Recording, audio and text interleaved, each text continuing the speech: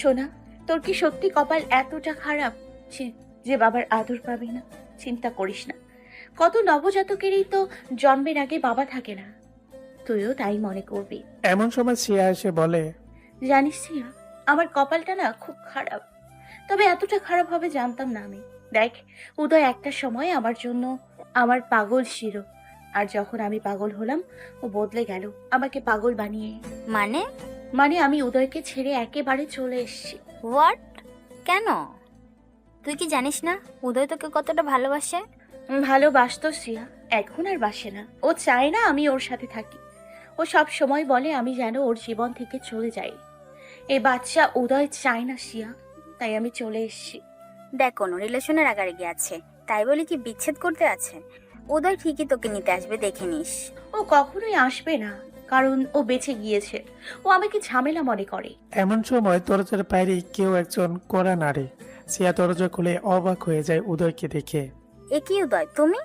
অনুকে ডাকো সিয়া, আমি ওকে নিতে এসেছি। অনু? আমি জানি ও এখানেই আছে, আমিও লোকেশন দেখে এসেছি। তুমি বসো, তোমার সাথে কথা আছে। না সিয়া, আমি বসবো না। উদয়, একটা কথা বলি, আমি তো সবই জানি তোমাদের। অনুকে প্লিজ কষ্ট দিও না, অনু তোমাকে খুব ভালোবাসে। সিয়া, তোমার কাছ থেকে মায়ে অন্তত মিথ্যা ডিজার্ভ করি না। অনু আমাকে কোনোদিন ভালোবাসেনি বা বলেও নি। বলার আগেই তো তুমি দূরত্ব শুরু করলে। অনুকে কষ্ট দিও না, ও এমনি অনেক কষ্টে আছে। সিয়া, অনু আমাকে পুড়িয়ে পুড়িয়ে শেষ করে ফেলেছে। অনুর দেওয়া আঘাত আমি ভুলবো না। আমার ভেতরের আমিটাকে কেউ কোনোদিন দেখেনি আর দেখতে পাবেও না। প্লিজ উদয়, কিছু মনের মাঝে না রেখে সবটা ক্লিয়ার করো, ঝামেলার কারণটা খুঁজে বের করো, দেখবে সব অশান্তি মিটে যাবে। সিয়া, সবকিছু কি ম্যাটার মতো? প্লিজ বাদ দাও। এমন সময় অনু এসে বলে, কেন এসছো? বাড়ি চলো অনু। কেন, আমাকে মেরে ফেলতে, নাকি রাস্তায় নিয়ে আমাকে গাড়ি থেকে ফেলে দিয়ে মারতে চাও? অনু, তুমি ভাবলে কি করে আমি তোমার ক্ষতি করব? জানোয়ারের মতো বাসর ঘরে যে গায়ে হাত তুলতে পারে, সে আর কি না পারে? প্লিজ চলে যাও এখান থেকে, আমাকে শান্তি দাও। সরি, তোমার গায়ে হাত তোলাটা ঠিক হয়নি, আর কখনো এমন হবে না। প্লিজ চলো। বাবা অনেক চিন্তা করছেন। ও, বাবা চিন্তা করছেন তাই? শুধুমাত্র বাবার জন্য? তুমি ফিরে যাও উদয়, এই চরিত্রহীনের মুখ আর তোমার দেখতে হবে না। উদয় কোনো কথা না বলে অনুর হাতটা ধরে টানতে টানতে গাড়ির কাছে নিয়ে যায়। অনু ছোটাছুটি চেষ্টা করলে উদয় কুলে করে গাড়ির ভেতরে ওঠায় অনুকে। তারপর গাড়ির দরজা লক করে দেয়। উদয় গাড়ি স্টার্ট দিয়ে একটি গান চালিয়ে দেয়। গানটা শুনতে শুনতে কোথায় যেন হারিয়ে গিয়েছে উদয় ও অনু দুজনে। গানটা এই মুহূর্তে দুজনকে এটাই বোঝাচ্ছে কারো প্রতি কারো ভালোবাসা একমাত্র কমেনি। উদয় অনু দুজন দুজনের দিকে তাকিয়ে আছে অপলক দৃষ্টিতে, যেন কতদিন হয়ে গিয়েছে দুজন দুজনকে দেখে না। উদয়ের চাহনির মাঝে এটা স্পর্শ অনুর জন্য উদয়ের কষ্ট হচ্ছে, কিন্তু উদয়ের মনে চাপা কষ্ট লুকিয়ে আছে, যার জন্য উদয় তার ভালোবাসা প্রকাশ করতে পারছে না। গাড়ির মাঝে অনু ডলে পড়ে উদয়ের কাঁধে। উদয় অনুকে বলছে, সোজা হয়ে বসো অনু, এভাবে কাঁধের উপর থাকলে আমার গাড়ি চালাতে অসুবিধা হচ্ছে।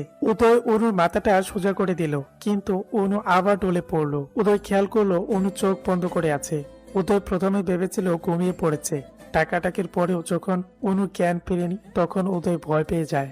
উদয় সাথে সাথে গাড়ি থামিয়ে অনুর মুখ ধরে টাকাটাকি করে, কিন্তু অনুর কোনো হুঁশ নেই। উদয় দেখলো অনু সেন্সলেস হয়ে আছে। উদয় মাথায় হাত দিয়ে চুলগুলো উঁচিয়ে দিতে দিতে বলে, হো মাই গড, অনু সেন্সলেস হয়ে গিয়েছে। অনুর যদি কিছু হয় তার জন্য একমাত্র দায়ী আমি থাকবো।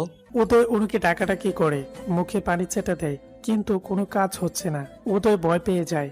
এই মুহূর্তে অনুকে হারানোর ভয়। উদয় অনুর দুই গালে হাত দিয়ে বলতে থাকে, অনু, আমি আর কখনো এমন আচরণ করব না। আমি নিজেকে কন্ট্রোল করতে না পেরে এমন করেছি, কিন্তু আমি খেয়াল করিনি এতে তোমার ক্ষতি হতে পারে। তোমার পেটের বাচ্চার বাবা যেই হোক, মা তো তুমি। তোমার খুশির জন্য আমি এটা মেনে নিব। প্লিজ সুস্থ হয়ে যাও। সেন্সলেস অনু পড়ে আছে উদয়ের কাঁধে মাথা দিয়ে। উদয়ের কথা অনুর কাছে পৌঁছালেও তার উত্তর দেওয়ার মতো শক্তি ছিল না অনুর। ভালোবাসা কি অদ্ভুত, তাই না? যাকে ভালোবাসা হয়, হাজারটা রাগ অভিমান হলেও তার কিছু হলে মনটা বিচলিত হয়ে পড়ে। অনু যদি দেখতো উদয়ের চোখে মুখে তার জন্য এত দুশ্চিন্তা, তাহলে হয়তো অনুর সাথে সাথে সেন্স ফিরে পেত। উদয় নিজেও একজন ডাক্তার। অনুর পালস ধরে চেক করে খুবই নর্মাল।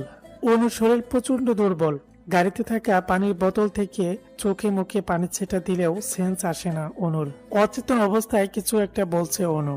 উদয়ের শার্টের কলার হাত দিয়ে শক্ত করে ধরে রেখেছে অনু। অনু কিছু একটা বলছে। উদয় শোনার জন্য অনুর মুখের কাছে কান নিয়ে ঝুঁকে যায়। উদয়, আমাকে ছেড়ে যেও না। আমি কি ভুল করেছি উদয়? কেন আমাকে তুমি কষ্ট দাও? তুমি কি সত্যি বদলে গিয়েছো?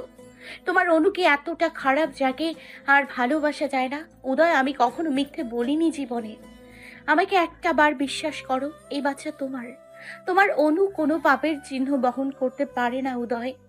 তোমার অনু কোনো ভুল করেনি উদয়। তোমার বাচ্চাকে মেরো না উদয়। তোমার বাচ্চা, ও তোমার সন্তান। ওর বাবাকে খুব ভালোবাসে। আমার পেটে কান পেতে শোনো, ও তোমাকেও ডাকছে। উদয় অনুর মুখের দিকে তাকিয়ে দেখে চোখ বুজে পড়ে আছে অনু।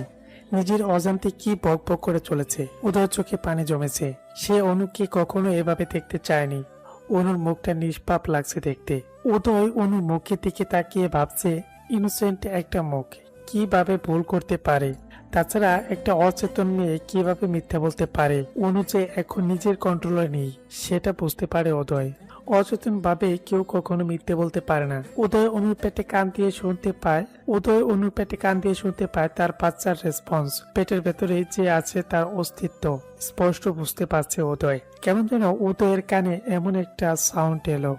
বাবাই, মাম্মাকে আর কষ্ট দিও না। মাম্মা তো আমার জন্য কষ্ট সহ্য করছে। বাবাই, আমি কি ভুল করেছি? আমাকে তুমি একটু ভালোবাসো না? আমার সাথে যাদের জন্ম হবে তাদের বাবারাই তাদের মাম্মাদের খুব যত্ন করে যাতে তারা পৃথিবীতে আসতে পারে সুস্থভাবে। বাবাই, সব দোষ হয়তো আমার, তাই আমাকে তুমি ভালোবাসো না। আমাকে মেরে ফেলো, তবু মাম্মাকে ভালোবাসো। হঠাৎ যেন উদয় অন্য জগতে চলে গিয়েছিল। এগুলো কি শুনলো সে? এই কথাগুলো যেন উদয়কে আরো বেশি যন্ত্রণা দিচ্ছে। হয়তো উদয় কল্পনা তাকে এই কথাগুলো বলছে। উদয় অনুকে গাড়ি চালিয়ে বাড়িতে নিয়ে যায়। সেখান থেকে কোলে করে নিজের রুমে নিয়ে যায়। উদয়ের মা বাবা এমন দৃশ্য দেখে খুশিতে আত্মহারা। তারা এটাই চাচ্ছিল, তাদের ছেলে যেন আগের মতো আবার স্বাভাবিক হয়ে ফিরে। উদয়ের বাবা মা খুশি হলেও কিছুটা চিন্তিত অনুকে কোলে তুলে নেওয়ার কারণেই বা কি? অনু কি তাহলে অসুস্থ? এমন সময় উদয় একজন গাইনি ডাক্তারকে তার বাড়িতে আসতে বলে। উদয়ের ফোনে ডাক্তারও চলে আসে। ডাক্তার আসতে দেখে উদয়ের বাবা মা শিওর অনুর কিছু হয়েছে। এখন তারাও উদয়ের রুমে যায়। অনুকে এভাবে পড়ে থাকতে দেখে বলে, বাবা উদয়, অনু মায়ের কি হয়েছে? উদয় বিষণ্ণ মনে বলে, মা বাবা দেখো, অনুর সেন্স আসছে না। ও এভাবে পড়ে আছে কেন? অনেক টাইম তো হয়ে গিয়েছে। ডাক্তারবাবু অনুকে চেক করে বলেন, উদয়, তুমি নিজেও একজন ডাক্তার। তোমার সিনিয়র ডাক্তার হিসেবে পরামর্শ দেব, তোমার ওয়াইফকে একটু কেয়ারফুলি রেখো। ওর শরীর কিন্তু অনেক খারাপ, মানসিক চাপে আছে সে। আপনি ওর হাজবেন্ড, ও কি নিয়ে মানসিক চিন্তায় আছে তা খুঁজে বের করুন। ওনাকে এখন হাসি খুশি রাখুন। ওনার মাঝে যেন ডিপ্রেশন জিনিসটা না থাকে, তাহলে মা বাচ্চা উভয়ের জন্য ক্ষতিকর কারণ হবে। এমন সময় অনু সেন্স ফিরে। ডাক্তার অনুকে বলে, মিসেস উদয়, কিসের এত দুশ্চিন্তা? যার উদয়ের মতো হাজবেন্ড আছে তার এত চিন্তা থাকার কথা নয়।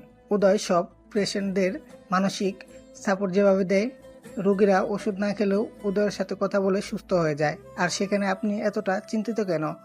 এখন থেকে রেস্টে থেকো, কোনো চিন্তা নেই। ডাক্তার বেরিয়ে গেলে উদয়ের বাবা বলে, উদয়, তুমি নিশ্চয়ই মেয়েটার গায়ে হাত তুলেছ, না হলে এমনটা হবার কথা নয়। তোমার জন্য মেয়েটার এখন লাইফ রিস্ক। ছি, এই জন্যই ডাক্তারি পড়িয়েছিলাম তোমাকে। সারা দুনিয়া মানুষকে সুস্থ রাখো আর নিজের একমাত্র স্ত্রীকে মানসিক প্রেশার দাও। বলো, কি করেছো অনুর সাথে? উদয় কি বলবে বুঝতে পারছে না। উদয় জানে সে অনুকে কি মারাত্মক প্রেশার টাইনে দিয়েছে, কিন্তু বাবাকে সেটা কিভাবে বলবে। উদয় তাকিয়ে আছে অনুর দিকে। অনুকে বলে, বলো অনু, আমি কি করেছি? বলে মাথাটা নিচু করে দেয় উদয়। বাবা, আজ উদয় কিছুই করেনি। ও আমাকে অসুস্থ দেখে হসপিটালে নিয়ে গেছিল। সেখান থেকে আমার বান্ধবী সিয়ার বাসায় রেখে এসেছিল। আসলে অনেকদিন সিয়াকে দেখি না, তাই সেখান থেকে দুজনে বাইরে খাওয়া দাওয়া করেই বাড়িতে ফিরছিলাম। হঠাৎ অসুস্থ হয়ে পড়েছি। এখানে উদয়ের কোনো দোষ নেই বাবা। উদয় মুখে যাই বলুক, ও আমার কেয়ার করে। অনুর কথা শুনে অবাক হয়ে যায় উদয়ের মা বাবা। তাদের ছেলেটা আবার ভালো হয়ে গেছে। ছেলেকে বুকে জড়িয়ে নিয়ে উদয়ের বাবা বলে, তোকে বুকে নিলে তোর যেমন শান্তি লাগে তেমন তোর সন্তানেরও ভালো লাগবে। তুই তাকে বুকে নিলে জানিস উদয়, ছোটবেলা তোর মা বকলে তুই ছুটে এসে আমার কাছে লুকাতি, আর আমি তোর মাকে বকে দিতাম। মা বাবা হলো সন্তানের জন্য সব থেকে নিরাপদ আশ্রয়। উদয়ের মুখে কোনো কথাই নেই, কারণ উদয় জানে সে আজ পৃথিবীর সব থেকে নিম্ন কাজটা করেছে। বাচ্চা যারও হোক না কেন, এভাবে তাকে নষ্ট করা উচিত নয়। বাচ্চার মায়ের অনুমতি ছাড়া তার সন্তানের ক্ষতি করার অধিকার কারোর নেই। উদয় ভাবতেও পারেনি অনু আজ মিথ্যে বলবে। এতটা অত্যাচারের পরেও অনু উদয়কে এতটা সম্মান কিভাবে দেখালো। রান্নাঘরে সালেহা খালা সব খাবারগুলো ফ্রিজে না রেখে উদয়ের মা বাবার রুমে রেখে দিল। উদয়ের মা বলে, কি ব্যাপার সালেহা, খাবারগুলো ফ্রিজে না রেখে আমাদের রুমে রাখছে যে? এগুলো তো নষ্ট হয়ে যাবে। আপা শোনেন, উদয় বাবা আর অনুমায়ের সম্পর্ক ভালো করতে আমাদের ওদের সাথে গেম খেলতে হবে। ওরা আজ শিওর বাইরে থেকে খেয়ে আসেনি। উদয় বাবা নিশ্চয়ই রান্নাঘরে খাবার নিতে আসবে, আর এসেই যখন দেখবে খাবার নিয়ে নিজেই রান্না করে খাওয়াবে। অনু যে বললো খেয়ে আসছে। আরে আপা, অনুর কথা রাখেন তো, ও মিথ্যে বলছে। উদয়কে অনেক ভালোবাসে তো, তাই অনু চায়নি উদয়কে কষ্ট দিতে। উদয় সত্যি আসবে তো রান্নাঘরে? আসবে আসবে। উদয় বারান্দার চেয়ারে বসে একটার পর একটা সিগারেট টেনে যাচ্ছে আর অনুর কথা ভেবে চলেছে। এমন সময় ভেতর থেকে অনুর কাশির আওয়াজ আসে। উদয় সিগারেট হাতে অবস্থায় রুমে প্রবেশ করে, দেখে সিগারেটের ধোঁয়াতে অনু কাটছে। উদয় দ্রুত সিগারেটটা মুঠো করে আগুন নেভানোর চেষ্টা করে গম্ভীর মুখ নিয়ে অনুর দিকে তাকিয়ে বলে, সমস্যার কথা মুখে বললেই তো সিগারেটটা ফেলে দিতাম। এভাবে কষ্ট পাওয়ার কি আছে শুনি? ধোঁয়া সামলাতে গিয়ে যে সিগারেটের আর আগুনের উদয়ের হাত তালু পড়ে গিয়েছে সেদিকে খেয়ালই নেই উদয়ের। হঠাৎ উদয় উক করে ওঠে আর হাত থেকে সিগারেটটা পড়ে যায়। অনু খেয়াল করে দেখে সিগারেটের আগুন নিভেছে ঠিকই, কিন্তু উদয়ের হাতটা জ্বলছে। চলন্ত সিগারেটে পড়ে যাওয়া উদয়ের হাতের দিকে তাকিয়ে আছে অনু। উদয় হালকা উফ আহ করছে ব্যথায়, কিন্তু অনুকে বুঝতে দিচ্ছে না। অনু বলে, উদয় ব্যথা পেয়েছো? এভাবে হাত পা পোড়ালি কেন? নিচে ফেলে দিলেই তো পারতে। মন এত বেশি পুড়ছে, হাতের এই পোড়া আমার একটু অনুভব হচ্ছে না। বাইরের পোড়ার গুরুত্ব মানুষ যতটা দেয়, অতটা যদি ভেতর পোড়ার জন্য গুরুত্ব দিত, তাহলে জ্বলা পোড়ার যন্ত্রণা কেউ সহ্য করতো না। অনু উদয়ের কথা বুঝেও উদয়কে বলে, কেন মিথ্যে বলছো উদয়? তোমার হাতে তো ব্যথা করছে। মিথ্যা বলা তো তোমার থেকেই শিখলাম অনু। আমার থেকে কিভাবে? ভেবে দেখলে অনেক কিছুই বুঝবে। একটু তো বলো। না খেয়ে দিব্যি সুন্দর সাজিয়ে গুছিয়ে মিথ্যা বলে দিলে যে তুমি রেস্টুরেন্ট থেকে খেয়ে এসছো। এই ডাহা মিথ্যাটা না বললে তো মা ঠিকই খাবার দিয়ে যেত। আমি তো খারাপ মানুষ, আমার জন্য কেন এত মিথ্যা বলতে হবে? মিথ্যা বলে আমাকে আরো ছোট করলে। তখন যা সিচুয়েশন তাই বলেছি। আমি চাই না মা বাবার কাছে কোনো কথা শোনো আমাকে নিয়ে। আমাকে নিয়েও তুমি ভাবো অনু? খুব অবাক লাগলো। যাই হোক, তোমাকে এখন খেতে হবে। যাই হোক, তুমি বসো, আমি রান্নাঘর থেকে খাবার নিয়ে আসি। বলেই উদয় রান্না করে চলে যায় খাবার আনতে। কিন্তু আশ্চর্যের ব্যাপার, আজ রান্নাঘরে কোনো খাবার নেই, ফ্রিজও খালি। উদয় কপালে হাত চালাতে চালাতে বলে, ও গড, এখন আমি কি করব? কোথাও কোনো খাবার নেই। অনু আজ সকাল থেকে না খাওয়া, ওকে তো যেভাবেই হোক খাবার খাওয়াতে হবে। টেনশনে উদয় কি করবে বুঝতে পারে না। এই মুহূর্তে কোনো উপায় নেই অনুকে খাওয়ানোর, একমাত্র রান্না ছাড়া কোনো অপশন নেই। উদয় বাধ্য হয়ে এই রুমে এসে অনুকে জানায় রান্নাঘরে কোনো খাবার নেই। অনু বলে, খাবার লাগবে না, তুমি কিছু একটা খেয়ে ঘুমিয়ে যাও। ড্যামেট, আমার জন্য না তোমার জন্য খাবার খুঁজছি। এখন রান্না করা ছাড়া কোনো উপায় নেই। অনু, আমি তো কোনো রান্না জানি না। তোমাকে কি খাওয়াই বলো তো? সহজ কোনো রেসিপি বলো। একটা রাত তো না খেলে কিছুই হবে না। উদয় তাকিয়ে আছে অনুর পেটের দিকে। অনু উদয়ের দিকে তাকিয়ে দেখে উদয়ের চোখ অনুর পেটের দিকে। অনু ভ্রু কুঁচকে উদয়ের দিকে তাকিয়ে বলে, কি হয়েছে? উদয় অনুর পেটের বেবিকে উদ্দেশ্য করে বলে, তোমার খাওয়ার সাথে ওনার খাওয়ার সম্পর্ক তোমার না খেলে চলবে, কিন্তু তোমার ভিতরে যে আছে সে তো নিতান্তই ছোট, তার তো না খেলে চলবে না। অনু অবাক হয়ে যায়। উদয় তার বেবির জন্য চিন্তা করছে। অনু ভাবতেই পারেনি উদয় কখনো তার বেবিকে নিয়ে এভাবে ভাববে। বাইরে থেকে খাবার অর্ডার দিব, আইসক্রিম, ফুচকা, চটপটি, বার্গার, কি খাবে? না না না, এগুলোর কিছুই খাবো না। এসব দেখলে গা গোলায় আমার। আমার ইলিশ মাছ ভাজি আর পান্তা খেতে ইচ্ছা করছে। উদয় ভ্রু উঁচু করে বলে, এই রাতে পান্তা কোথায় পাবো? তার জন্য তো ভাত রান্না করে নিম্ন ৩-৪ ঘন্টা ভাত পানি দিয়ে ভিজিয়ে রাখতে হবে। ওসব পরে দেখা যাবে। এদিকে অনুরও কোদা লেগেছে, কি করবে? আবার পান্তা ইলিশ খাওয়ার জন্য অস্থির লাগছে। উদয় অনুকে বলে, আমার সাথে একটু রান্নাঘরে চলো। কেন? চলোই না আগে, তারপর বলছি। অনু উদয়ের সাথে রান্নাঘরে গেল। উদয় ফ্রিজ খুলে বলে, আমি কিছুই রান্না পারি না, কিভাবে রান্না করে আমায় হেল্প করো। আপাতত নুডলস রান্না করে দিচ্ছি, খেতে নাও। অনু অবাক হয়ে তাকিয়ে আছে উদয়ের দিকে। অনু অসুস্থতা হওয়ার পর থেকে উদয় খানিকটা চেঞ্জ হয়ে গিয়েছে। উদয় পানি গরম করে ডিম ভেঙে দিয়েছে, মরিচ তেল পেঁয়াজ দিয়ে নুডলস ছেড়ে দিয়ে স্যুপ আকারে নুডলস রান্না করে দিল। অনু রান্নাঘরে একটি টুল নিয়ে এসে বসে আছে। উদয় বলে খেতে বিশ্রী হবে, জানি না তাও খেয়ে নাও কষ্ট করে। অনু উদয়ের দেওয়া স্যুপ খেতে খেতে বলল, বাহ ইয়াম্মি, অনেক টেস্ট হয়েছে। উদয় আশ্চর্য দৃষ্টি নিয়ে তাকিয়ে আছে। এত জঘন্য খাবার পেয়ে পাম দিচ্ছে। বাধ্য হয়ে উদয়ের এই পাম হজম করতে হচ্ছে। উদয় মাছ মাংস বের করলে অনু বলে, উদয় মাছ মাংস আমার গা গোলায়, এগুলো খেতে পারি না। আলু ভর্তা আর ভাত রান্না করো। সিরিয়াসলি এখন আলু ভর্তা খাবে? শরীর ঠিক হবে কিভাবে? তোমার পণ্ডিত শ্বশুর মশাই সব দোষ আমার দিবে। ওনার কাজে আমার দোষ ত্রুটি খুঁজে বের করা। তার বৌমার কোনো দোষই নেই, তাই না? বলবে আমি আলু ভর্তা খেতে জোর করেছি। এত দোষ আমি ঘাড়ে নিতে পারবো না। অনু উদয়ের কথা শুনে হাসছে। অনু উদয়কে বলে, এই অবস্থায় যা খেতে মন চায় তাই খাওয়াতে হয়। উদয় কিস কিস করতে করতে বলে, পেয়েছে এক অজুহাত, এই বাহানায় যা তা বলছে। আচ্ছা কিভাবে চাল ধুতে হবে? চাল নাও, নিয়ে ভালোভাবে পানিতে দিয়ে ধুয়ে নাও। তারপর? প্রেসার কুকারে দাও, দ্রুত হয়ে যাবে। আর পানি কম করে দাও। অনুর কথা মতো প্রেসার কুকার দিয়ে ভাত রান্না করে আলু ভর্তা বানিয়ে খাওয়ালো উদয় অনুকে। সাথে উদয় খেয়ে নিল। গরম ভাত আর আলু ভর্তার মতো টেস্টি খাবার অনুর কাছে আর দ্বিতীয়টি নেই। রুমে গিয়ে উদয় ফ্লোরে একটা চাদর নিয়ে শুয়ে পড়লো। রুমের লাইটটা অফ করে দিল। অনু বিছানায় শুয়ে পড়লো। হঠাৎ উদয় মাঝরাতে খেয়াল করলো তার কোলের মাঝে কিছু একটা। উদয় দেখলো তার কোলের মাঝে অনু শুয়ে আছে। উদয় তো রীতিমতো অবাক হয়ে যায়। অনু এখানে এলো কিভাবে? উদয়ের বুকে মাথা দিয়ে উদয়কে খুব শক্তভাবে জড়িয়ে ধরে আছে অনু। এমন একটা অবস্থা উদয় চাইলেও অনুকে নিজের থেকে সরাতে পারছে না। গোলাপি রঙের ডিম লাইটের আলোতে অনুর মুখটা যেন আরো সুন্দর লাগছে। অনু ঘুমলে একদমই যেন একটা বাচ্চার মতো লাগে অনুকে। ভোর সকালে উদয় রোজ জগিং করে, আজও তার ব্যতিক্রম হয়নি। উদয় ভোরে ঘুম ভাঙতেই বুকের সাথে লেপটে আছে অনু। চুলগুলো মুখের উপর পড়েছে। উদয় অনু চুলগুলো সরিয়ে দিয়ে অনুকে কোলে তুলে নিয়ে বিছানায় শুইয়ে দিল আর একটা চাদর গায়ের উপর দিয়ে টেনে দেয়। অনুর ঘুম ভেঙে গিয়েছে। অনু সকালে বাগানে গিয়েছে রিল্যাক্স আর ফ্রেশ হওয়ার জন্য। কারণ ওদের বাগানে হাজারো ফুলের গাছ আছে, যা দেখলে মুগ্ধতা আসবেই। অনু বাগানে প্রবেশ করে দেখে উদয় ট্রাউজার পরা, একটা সেন্টু গেঞ্জি পরা, সাদা রঙের, পায়ে জগিং এর জুতো। জগিং এর সাথে উদয়ের লম্বা চুলগুলো কপালে উঠছে আর নামছে। মাঝে মাঝে উদয় কপালের চুলগুলো কপাল থেকে সরিয়ে সরিয়ে দিচ্ছে। ঘেমে পুরা শরীর ভিজে গিয়েছে। কপাল নাক মুখ ঘামের ফোঁটায় ভিজে গিয়েছে। মাঝে মাঝে উদয় টাওয়াল দিয়ে গাম হচ্ছে। হঠাৎ উদয় খেয়াল হয় অনু বাগানে ফুলের সাথে গল্প করছে। অনু ফুল দেখতে দেখতে অন্যদিকে চলে যায়।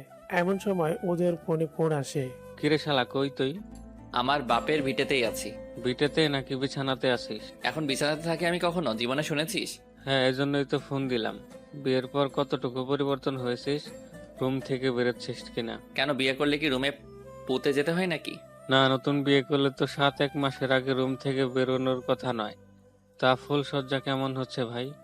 ড্যামে ডিওর ফুল সজ্জা। বুঝছি, এখন তো কিছুই বলবা না। বউ পাশে নাকি? বউ নিশ্চয় ফোন রাখতে বলছে। সব কিছুতেই বউ টানা হচ্ছে কি জন্য শুনি? আমার বউ ওরকম নয়। এখনই বউর উপরে এত দরদ? বউ বলে কথা, 7 জন্মের সম্পর্ক, বুঝিসই তো। বউ কেমন দেখতে হয়েছে? আমার বউ পরীর মতো সুন্দর। আর কি তখন থেকে বউ বউ করছিস? জগিং করছি, ফোন রাখ। বলেই উদয় ফোনটা কেটে দেয়। সকাল 8টা বাজতে উদয়ের মা আর সালেহা খালা এক প্লেট পান্তা আর সাথে ডিম ভর্তি ইলিশ ভাজি কয়েক পিস হাজির করলো। অনু দেখে খুব খুশি। এগুলো কোথায় পেল জানতে চাইলে উদয়ের মা বলে, কাল রাতেই উদয় মাছের দোকানে অর্ডার করে রেখেছিল, তারা দিয়ে গিয়েছে। অনু ভাবতেই পারেনি উদয় এমন সারপ্রাইজ দিবে। উদয়ের মা বলে, অনুমা, একটা কথা বলি, তুই আস্তে আস্তে এটা জানার চেষ্টা কর উদয়ের এই রাগের কারণটা কি। উদয়ের তোর প্রতি এখনো সমান ভালোবাসা আছে, শুধুমাত্র কোনো অজানা রাগে উদয় এমন করছে। তুই এটা খুঁজে বের কর, কিসের এত ঘেন্না। আপনি ঠিক বলেছেন মা, আমাকে এটা খুঁজে বের করতেই। উদয়ের কাজিন হঠাৎ উদয়ের বাড়িতে বেড়াতে আসে। সে উদয় আর অনুর ব্যাপারে সবটা জানে। অনুর প্রতি রাগ কমেছে। রাগ ঘৃণা কিছুই কমেনি, কিন্তু ওর অসুস্থতা আমি সহ্য করতে পারি না। ও অসুস্থ থাকলে আমার নিজের ভেতর এক ভীষণ যন্ত্রণা হয়। আমি অনুকে ভালো দেখতে চাই। উদয়কে বলে বিয়ের 2 মাস কেটে গিয়েছে, উদয় অনু সম্পর্ক আজও ঠিক হয়নি। উদয়ের অপছন্দ আর ঘৃণা নিয়ে অনু পড়ে আছে উদয়ের বাড়িতে। বর্তমানে অনুর বেস্ট ফ্রেন্ড উদয়ের কাজিন ইফা অনেকদিন হয়েছে উদয়দের বাড়িতে এসেছে। ইফাকে পেয়ে অনু একজন সঙ্গী পেয়েছে। উদয় আর অনু সব ঘটনা অনু ইফার সাথে শেয়ার করত। ইফা অনুর কাছে জানতে চায় তাদের ভুল বোঝাবুঝির কি নিয়ে। অনু একটা বড় নিঃশ্বাস ছেড়ে বলে, ইফা, আমি নিজেও জানি না, শুধু এটুকু জানি উদয় আমার কাছে কল দিয়ে কেঁদেছিল। আমি ওর কান্না দেখে ওকে আমার মনের কথা জানাতে চেয়েছিলাম, কিন্তু আমার না বলা কথা আমি জানাতে পারিনি। উদয়ের খুব ইচ্ছা ছিল আমার মুখে ভালোবাসি কথাটা শুনবে, কিন্তু উদয় সেটা পারেনি। তার আগে সবকিছু ওলটপালট হয়ে গিয়েছে। আমার মনে হয় তোমার উদয়কে ছেড়ে চলে যাওয়া উচিত অনু। শুধু শুধু এই অশান্তির জীবন কেন ভোগ করছো? আর কেনই বা পড়ে আছো? উদয়ের বাচ্চার জন্য কেন এত কষ্ট করছো তুমি? তার একটাই কারণ, আমি উদয়কে ভালোবাসি। কোনোদিন গেলেও আমি উদয়কে জানিয়ে যাব যে অনুও তাকে ভালোবাসতো। হঠাৎ অনু সিঁড়ি থেকে পড়ে গড়াতে গড়াতে নিচে পড়ে যায়। সাথে সাথে মারাত্মক পেটে পেইন শুরু হয়। এফা দ্রুত এসে অনুকে ধরে। এফা অনুকে দেখে বিচলিত হয়ে পড়ে। অনুকে খুব কষ্টে ওঠায় আর চেঁচিয়ে বাড়ির সবাইকে ডাকে। এফার চেঁচামেচিতে উদয়ের মা বাবা দ্রুত এসে দেখে অনু ব্যথায় ছটফট করছে। অনুকে সবাই ধরে একটা চেয়ারে বসিয়ে দেয় আর অনুর কাছে জানতে চায় সে পড়লো কিভাবে। তখন অনু বলে, জানি না, হঠাৎ পা পিছড়ে গিয়েছে। অনুর পা খানিকটা ফুলে মুচকে গিয়েছে। অনু পা বাড়াতে পারছে না। হঠাৎ উদয়ের মা বলে, এ কি, সিঁড়িতে এত তেল কেন? অনু তো এই সিঁড়িতে পিছলে পড়ে গিয়েছে। তাই তো, সিঁড়িতে এত তেল কিভাবে এলো? সালেহা খালা ফেলেনি তো? ও আজ কাজে আসেনি, তাহলে তেল কিভাবে এসছে? ইফা দেখে তেলের ফোঁটাগুলো উদয়ের রুমের দিকে গিয়েছে। ইফা উদয়ের আম্মুকে বলে, দেখুন তো মামি, তেলের ফোঁটাগুলো কোন দিক থেকে এসেছে? আমার মনে হচ্ছে এটা উদয়ের রুমের দিক থেকে এসেছে। উদয়ের মা আস্তে আস্তে গিয়ে দেখে উদয়ের মাথায় তেল লাগিয়ে ল্যাপটপের দিকে মনোযোগ দিয়েছে। উদয়ের মা বললেন, কি ব্যাপার, তুমি আজ তেল লাগিয়েছো হঠাৎ? মাথায় খুব পেইন হচ্ছিল তাই। মাথায় পেন তো হবেই, সারাদিন এসব হাবিজাবি চিন্তা করলে মাথায় পেন হবে না তো কি অন্য কিছু হবে? উদয়ের মা মনে করেছেন এটা উদয়েরই কাজ। উদয় ইচ্ছে করে ফেলেছে তেল যাতে অনু পড়ে যায় আর বাচ্চাটা নষ্ট হয়ে যায়। উদয়ের মা বলে, এখন তুমি খুশি তো তোমার মনের ইচ্ছা পূরণ হচ্ছে? এতদিন মুখোশ পরে ভালো হওয়ার নাটক করেছিলেন। উদয় রীতিমতো অবাক হয়ে যাচ্ছে। সে কেন এটা চাইবে যে অনুর বাচ্চা নষ্ট হয়ে যাক? একটা সময় চেয়েছিল বাচ্চাটা না হোক। এখন উদয় অসন্তুষ্ট তো নয়, কিন্তু এই মুহূর্তে সে চায় না যে অনুর বাচ্চাটা নষ্ট হয়ে যাক। উদয় অবাক হয়ে বলে, এগুলো কি বলছো? অনুর বাচ্চা নষ্ট, এসবের মানে কি? মানে কি আমাকে নতুন করে বোঝাতে হবে উদয়? মাথায় তেল লাগিয়ে সেই তেল সিঁড়িতে ফেলে রেখেছো যাতে অনু সিঁড়ি দিয়ে হাঁটতে গিয়ে তেলের উপর পা দিয়ে পড়ে যায়, বাচ্চাটা নষ্ট হয়ে যায়, তাই না? তুমি কি ভেবেছো কেউ কিছু বুঝবে না? আর সালেহা বাড়িতে আসেনি, আর এদিক দিয়ে তেল নিয়ে কে যাবে? এই বাড়িতে যেখানে সেখানে তেল কে ফেলবে? এই বাড়িতে অনুর আলাদা কোনো শত্রু নেই তুমি ছাড়া। কি বলো মা? অনু পড়ে গিয়েছে, ও ঠিক আছে তো? ওর কোনো ক্ষয়ক্ষতি হয়নি তো? উদয়ের মা রাগান্বিত চোখে অনুর দিকে তাকিয়ে বলে, ওর কি হয়েছে না হয়েছে সে বিষয়ে তোমাকে জানতে হবে না। আমি এক্ষুনি ওকে বাপের বাড়িতে পাঠিয়ে দিচ্ছি, সেটাই ভালো হবে। উদয় মায়ের কথা পাত্তা না দিয়ে উদয় দ্রুত অনুর কাছে ছুটে আসে। অনু পেট ধরে ব্যথায় ছটফট করছে। উদয় ব্যস্ত হয়ে বলে, অনু কি হয়েছে তোমার? খুব কষ্ট হচ্ছে? কিভাবে পড়লে? উদয়, আমার পেটে এমনিতেই ব্যথা করে প্রায় সময়, জানি না কেন। উদয়ের সিঁড়িতে গিয়ে তুমি তেলটা ফেলেছো? বিশ্বাস করো অনু, সরি, আমাকে বিশ্বাস করার কোনো কারণ তোমার কাছে নেই জানি, তবু বলবো আমি এ কাজ করিনি অনু। আর আমি তো জানি তুমি পড়ে গেলে তোমার ক্ষতি হয়ে যেতে পারে। তোমার ক্ষতি হতে পারে এমন কাজ আমি কখনো করব না। আমি জানি আমার কথা বিশ্বাস করার মতো কোনো কারণ তোমার কাছে নেই, কারণ আমি এর আগে অনেকবার তোমার বাচ্চা নিয়ে তোমাকে অনেক কিছু বলেছি, কিন্তু বিশ্বাস করো এখন আর আমি চাই না যে তোমার বাচ্চাটার কিছু হোক। অনু কোনো কথা না বলে উদয়ের মুখের দিকে তাকিয়ে আছে। কেননা অনু বুঝতে পারছে উদয়ের কথার মাঝে কোনো ভুল নেই, কোনো মিথ্যে নেই। অনু উদয়কে বলে, আমি জানি উদয়, এ কাজ তোমার নয়, আমি তোমাকে বিশ্বাস করি। অনুর মুখে বিশ্বাস কথাটা শুনে উদয় যেন মানসিক তৃপ্তি পেল, কিন্তু উদয়ের মনে এই প্রশ্ন থেকেই গেল, এই তেল এখানে কিভাবে এলো? উদয় তো তেল নিয়ে সিঁড়িতে যায়নি, তেলটা কিভাবে এলো? অনু উদয়কে বিশ্বাস করলেও বাড়ির কেউ বিশ্বাস করেনি। তাদের ধারণা এই কাজ উদয়েরই। পরের দিন সন্ধ্যায় ইফা অনুকে বলে, উদয় বাগানে কাঁদছে অনু। ও হয়তো ওর ভুল বুঝতে পেরেছে। উদয় আমাকে বলেছে ওর তোমার জন্য খুব কষ্ট হচ্ছে। যাও অনু, বাগানে যাও। অনু বাগানে গিয়ে দেখে উদয় পেছনের দিকে ঘুরে দাঁড়িয়ে আছে। অনু উদয়কে বলে, উদয়, তুমি কি সত্যি তোমার ভুল বুঝতে পেরেছো? আমি জানতাম একদিন না একদিন তোমার ভুল বুঝতে পারবে। এই বাচ্চা তোমার, আর আমিও তোমাকে ভালোবাসি, ভীষণ ভালোবাসি। প্লিজ আমাকে দূরে সরিয়ে রেখো না। অনু উদয়ের গাড়ে হাত দিতেই অবাক হয়ে যায়। এটা উদয় নয়, তিহান। অনু তিহানকে বলে, এ কি তিহান ভাই, আপনি এখানে? এই সন্ধ্যাবেলা আপনি এখানে কি করছেন? তোমাকে খুব মিস করেছিলাম অনু, অনেকদিন দেখি না তোমাকে, ফোনটাও তো রিসিভ করো না। দেখুন তিহান ভাই, প্লিজ এখানে থেকে যান। উদয় দেখলে আমাকে ভুল বুঝবে। উদয় আমাকে আর সহ্য করতে পারবে না। এমনিতে উদয় আপনাকে আর আমাকে নিয়ে সন্দেহ করে। এমন সময় পেছন থেকে উদয়ের হাতে ক্লাব দিয়ে বলে, অস্থির সিন অনু, অসাধারণ। এটাই হলো আসল অনু, আর আমার সাথে তাকে অভিনয় করা অনু। উদয় তিহানের কলার ধরে কয়েকটা ঘুষি দিয়ে বলে, তোর এখানে কি কি চাস? তোর এই বাচ্চা চাস? অনুকে নিয়ে বের হ আমার বাসা থেকে। ওই চরিত্রহীনাকে কি জন্য আমার বাসায় রেখেছিস? টাকার জন্য? কত টাকা বল? কত টাকার হাসিলের উদ্দেশ্যে এ কাজ করেছিস? কত টাকা হলে আমাকে মুক্তি দিবি এই যন্ত্রণা থেকে? অনু কাঁদো কাঁদো গলায় বলে, উদয়, বিশ্বাস করো, আমি কিছু করিনি। আমি এখানে তুমি ভেবে এসেছি। আমি জানতাম যে এখানে তুমি আছো। তিহান ভাই কিভাবে এলো আমি জানি না। চুপ, একদম চুপ, কোনো কথা বলবি না। বেরিয়ে যা তিহানের সাথে। তোকে কে বলেছে আমি এখানে ছিলাম? ইফা আপু বলেছে। একদমই মিথ্যা বলবি না। এখন ইফার দোষ দেওয়া হচ্ছে। ইফা না থাকলে তো আজ তোর এই কুকীর্তি আমি ধরতেই পারতাম না। অনু অবাক হয়ে যায়। ইফা নিজেই তো অনুকে এখানে পাঠিয়েছিল। ইফা আবার উদয়কে অফিস থেকে আসতে বলেছে। তার মানে ইফা ইচ্ছে করে এই ঘটনা ঘটিয়েছে। কেটে গেছে 7 দিন। উদয় অনুর সাথে একটা কথাও বলে না। অনুর সাথে যত প্রকার খারাপ ব্যবহার আছে কিছুই করতে বাদ রাখেনি উদয়। এভাবে প্রায় 10 দিন কেটে গেল। উদয় অফিস থেকে ফেরার সময় খেয়াল করে তিহান একটা মেয়ের সাথে রেস্টুরেন্টে বসা। উদয় অনুকে ভিডিও কল দিয়ে দেখে অনু বাড়িতে আছে। তাহলে এই মেয়েটা কে? উদয় গাড়ি থেকে নেমে একটু এগিয়ে যায়। তিহানের সাথে থাকা মেয়েটা দেখে চমকে যায় উদয়। তিহানের সাথে থাকা মেয়েটি আর কেউ নেই, তারই কাজিন ইফা। আশ্চর্য লাগলো উদয়ের কাছে, তিহানের সাথে ইফা কিভাবে এলো? দুজনে খুব হাসাহাসি করছে। তার মানে ইফা তিহানকে আগে থেকে চেনে। দুজনকে দেখে বেশ ক্লোজ মনে হচ্ছে।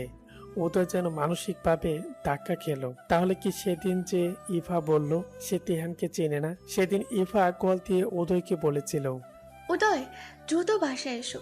অনু একটা ছেলেকে বাগানে ফোন দিয়ে ডেকে এনেছে আর ফিস করে কথা বলছে। হয়তো অনুর পরিচিত হবে।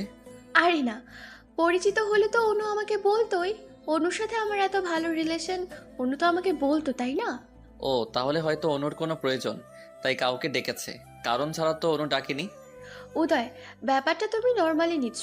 অনু ফোন করে ডেকে এনেছে ছেলেটাকে। Ifa, it's normal issue. Uday, আমার না ডাউট লাগতেছে, মনে হচ্ছে অন্য কিছু হবে। অনুর মেবি এক্স বয়ফ্রেন্ড। ইফা, অনুর কোনো বয়ফ্রেন্ড ছিল না কোনোদিন। আমার চোখের সামনে বড় হয়েছে। বয়ফ্রেন্ড থাকলে আমি জানতামই। তাছাড়া অনু ও টাইপের মেয়ে না। তাহলে অনুকে অত্যাচার করো কেন? যে অনুর বাচ্চা আমার না? অনু অপবিত্র? তুমি এগুলো বলো বলেই তো আমার মনে হলো ছেলেটা সে কিনা, তাই তোমাকে জানালাম। বাকিটা তোমার ব্যাপার, ভেবে দেখো। ছেলেটাকে দেখো তো, তুমি চিনো কিনা? না, আমি চিনি না, তবে একটা পিকচার তুলে পাঠিয়ে দিচ্ছি। উদয় হোয়াটসঅ্যাপে তিহানের পিকচার দেখে চমকে যায় আর প্রেজেন্ট রেখে সাথে সাথে বাসায় চলে আসে নিজ চোখে দেখার জন্য।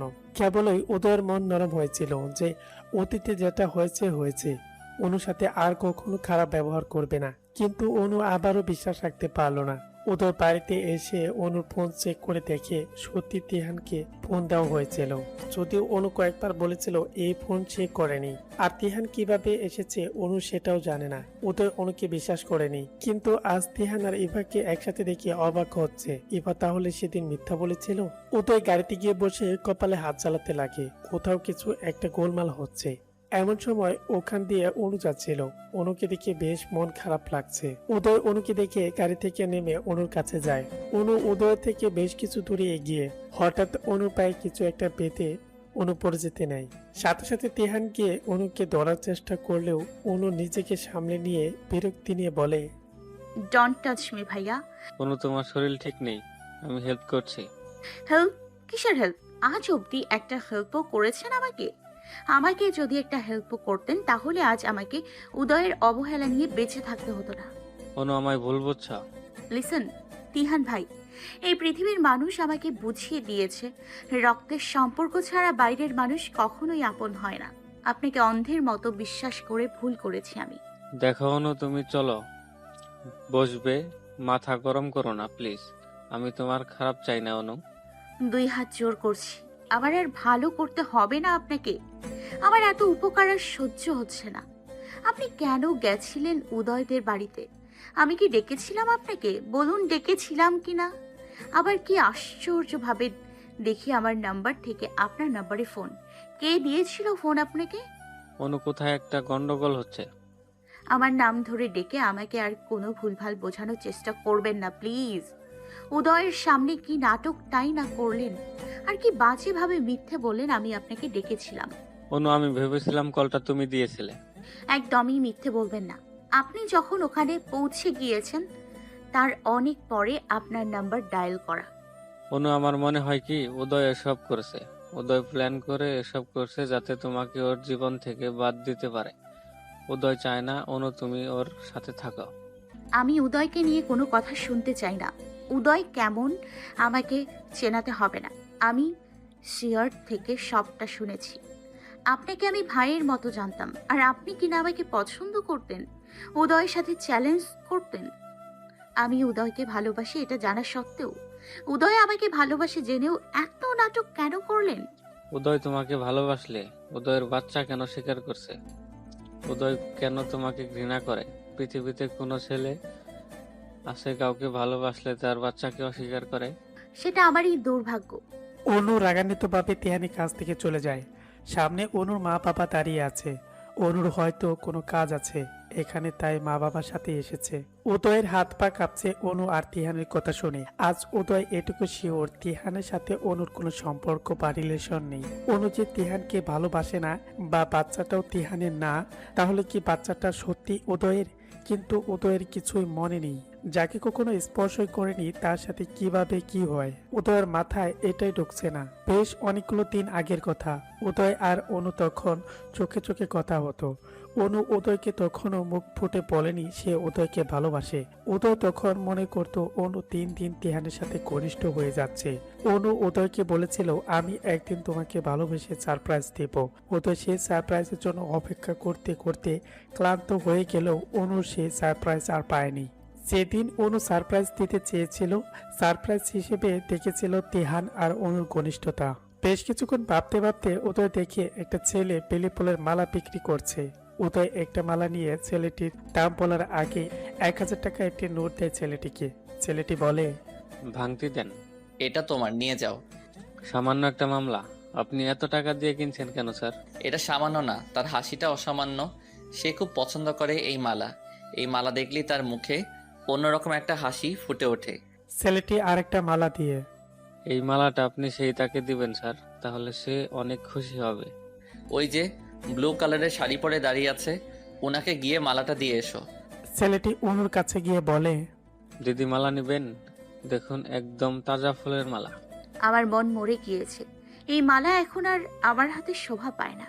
এই মালা আপনার হাতেই শোভা পায় বলে আপনার জন্য এনেছি। অনু ছেলেটির হাতে 100 টাকা দিয়ে বলে, এটা নাও, আর আমার মালা লাগবে না। এটা রাখুন, প্রিয়জনের দেওয়া জিনিস, ফিরিয়ে দিতে নেই। মালাটা দিয়ে ছেলেটি চলে যায়। অনু অবাক হয়ে তাকিয়ে আছে ছেলেটির দিকে আর মনে মনে বলছে, আমার যে কোনো প্রিয়জন নেই, সবকিছু হারিয়ে গিয়েছে জীবন থেকে। সে কোনোদিন একটি মালা দিয়ে আমায় বলবে না শুধুমাত্র তোমার খুশির জন্য এনেছি। সে কখনো ছোট্ট ছোট্ট খুশির কথা ভাববে না। অনুর বাবা মা বিদায় নিতেই অনু বাড়ির দিকে রওনা হতে দেখে উদয় তার সামনে। উদয়কে দেখেই ফুলের মালাটা মাটিতে ফেলে দেয় অনু। উদয় অনুর মুখের দিকে তাকিয়ে দেখে হাজারো অভিযোগ আর অভিমানে ভরা অনুর মুখ। উদয় কিছু না বলে ফুলের মালাটা মাটি থেকে তুলে নিয়ে বলে, প্রিয় জিনিসগুলো এভাবে অবহেলা করে ছুঁড়ে ফেললে তাদের বড্ড কষ্ট হয় অনু। ওর তো প্রাণ নেই উদয়, তাই কষ্ট বুঝবে না। যার প্রাণ আছে সে বুঝে এই অবহেলার কষ্ট। প্রাণ নেই তাই ওরা বলতে পারে না, ঠিক আমার মতো প্রাণ থাকতেও কষ্টের কথা বলতে পারে না। অনু উদয়ের দিকে তাকিয়ে বলে, অবাক লাগলো কথাগুলো শুনতে শুনতে। বলেই সামনে হাঁটা দিল। উদয় অনুর হাত ধরে বলে, চলো গাড়িতে বসবে, একসাথে বাড়িতে যাব। সরি মিস্টার উদয়, আমি চাই না আমার মতো নিকৃষ্ট কাউকে আপনার পাশে বসে অস্বস্তিতে পড়েন। আমি আপনার আর বিরক্তির কারণ হতে চাই না। প্লিজ অনু, এই খারাপ মানুষটার সাথে না হয় আজকে চলো। খারাপ তো তুমি না উদয়, তুমি তো পবিত্র আর অপবিত্র আমি। তোমার পায়ে ধরছি, প্লিজ অনু। উদয়ের চোখ লাল হয়ে গিয়েছে। উদয়ের চোখের পানি আটকানোর চেষ্টা করছে, কিন্তু অনু চোখে স্পষ্ট উদয়ের চোখে পানি। অনু বুঝতে পেরে উদয়কে বলে, তোমার চোখে কিছু গিয়েছে দেখো। বলেই একটা রিক্সা ডেকে চলে যায়। উদয় অসহায় দৃষ্টিতে তাকিয়ে থাকে অনু যাওয়ার দিকে। প্রচন্ড নেশা করে গায়ের কোট খুলে হাতে করে বাসায় ফিরছে উদয়। গলার টাইটা ঢিলা ডালা, একজন পেশাদার মাতালের মতো বাসায় ফিরেছে উদয়। বাড়িতে ঢুকতেই বারান্দার সাইডে রাখা বড় মাটির ফুলদানিটা আছাড় মেরে ভেঙে ফেললো। চিৎকার চেঁচামেচি করে অনু অনু করে ডাকছে। অনু দোতলা থেকে দেখছে উদয়ের এই ভয়ানক কাণ্ড। উদয় সামনে যা পাচ্ছে তাই ভেঙে চুরমার করে দিচ্ছে, রাগান্বিত কণ্ঠে ডাকছে। অনু এই মুহূর্তে আমার সামনে না এলে আমি সব লন্ডভন্ড করে ফেলবো। এমন কিছু করব অনু, কল্পনা করতে পারবে না তুমি। এই মুহূর্তে আমি তোমাকে চাই মানে চাই। সালেহ খালা অনুর হাত ধরে রেখেছে আর বলছে, আল্লাহর দোহাই লাগে অনুমা, তুমি যেও না। খালা, উদয় আমাকে আজ আবার মারধর করবে। ও নেশা করলে প্রচুর মারে। এখন আমার এই অবস্থায় যদি আমার গায়ে হাত তোলে আমার বাচ্চার ক্ষতি হয়ে যাবে খালা। আমি আর এগুলো মেনে নিব না। উদয়কে আর আমি প্রমাণ দিতে যাব না যে এ বাচ্চা তার। একটা মানুষের বোঝা উচিত অন্যের বাচ্চার জন্য কেউ মার খেয়ে পড়ে থাকে না। আমি ক্লান্ত খালা, আমি এখান থেকে চলে যাব, তবে আজই আমার শেষ মার খাওয়া উদয়ের হাতে। একদম চিন্তা করো না মা, তুমি কোনো একটা ঘরে লুকিয়ে থাকো, ভেতর থেকে একদম দরজা লাগিয়ে দিবে, উদয় বাবা যেন কিছুতেই খুঁজে না পায়। খালা, ও নিচতলার সবগুলো রুম রান্নাঘর খুঁজছে, দেখছো না কি করছে? নিচে কোথাও আমি নেই, তার মানে উদয় বুঝে গিয়েছে আমি উপরেই আছি। আমি দরজা লাগিয়ে রাখলেও দরজা ভেঙে ফেলবে। উদয় অনুকে ডাকাডাকি করেই যাচ্ছে। উদয় এবার নিচতলা থেকে দোতলায় রওনা হয়। উদয়ের বাবা বলে, দাঁড়াও, আজ যদি অনুমায়ের গায়ে হাত তোলো তাহলে এ বাড়িতে অনেক কিছু হয়ে যাবে। রোজ মাতলামো করা শুরু করেছো? বেরিয়ে যাও এক্ষুনি আমার বাসা থেকে। তোমার জন্য সমাজে আমি মুখ দেখাতে পারবো না। দেখছি মানুষ আমাকে কি বলবে, ছি, যে আমার ছেলে নিয়মিত নেশা করে, বউকে মারে। উদয় কোনো কথার উত্তর না দিয়ে বলে, অনুকে ডেকে দাও বাবা। বাড়াবাড়ির লিমিট আছে উদয়, তুমি সব কিছুর সীমা লঙ্ঘন করে ফেলেছো। আমার লজ্জা লাগছে তোমার মতো সন্তানের জন্ম দিয়েছি বলে। আজকের পর আর মা বলে ডাকবে না আমায়। বেরিয়ে যাও এই বাড়ি থেকে। অনুর গায়ে হাত দিলে আজ আমাদেরও হাত উঠবে। উদয় কারো কোনো কথার উত্তর দিচ্ছে না, না দিয়ে সোজা দোতলায় চলে যায়। উদয়ের মা বাবা উদয়ের পেছনে পেছনে আসছে। তারা উদয়কে বিভিন্নভাবে খারাপ কথা বলে যাচ্ছে, কিন্তু উদয় কোনো পাত্তাই দিচ্ছে না, কোনো কিছুতেই পাত্তা দিচ্ছে না উদয়। অনু অনু করে ডেকে যাচ্ছে উদয়, কিন্তু অনুর কোনো কথার উত্তর দিচ্ছে না। অনু ভয়ে চুপসে আছে, ভয়ে বুক কাঁপছে অনুর, কারণ উদয়ের মার সাংঘাতিক মার। দোতলায় সব রুমে তন্ন তন্ন করে খুঁজে যাচ্ছে, কিন্তু কোথাও নেই। উদয় খেয়াল করে সালেহা খালার পেছনে লুকিয়ে আছে অনু। উদয় এক পা করে অনুর দিকে এগোতে থাকে। সালেহা খালা সহ উদয়ের মা বাবা উদয়কে আটকানোর চেষ্টা করছে। উদয় ওর নিজের মতো করে এগোচ্ছে। অনু চোখ বন্ধ করে বলতে থাকে, আমি মেনে নিচ্ছি এ বাচ্চা আমার না, তবু আমার গায়ে হাত দিও না। দোহাই তোমার, আমার বাবা মায়ের হাতে আমাকে তুলে দাও প্লিজ। আমি আর কোনো দিন আসবো না তোমার জীবনে। উদয় সবাইকে অবাক করে দিয়ে অনুকে হ্যাকসা টান দিয়ে এনে নিজের বুকের সাথে জড়িয়ে ধরে। সালেহা খালা, উদয়ের মা বাবা সবাই অবাক হয়ে যায়। তারা কি ভেবেছিল আর কি হলো। নেশাক্ত অবস্থায় উদয়ের খেয়াল নেই, তার মা বাবা দাঁড়িয়ে আছে।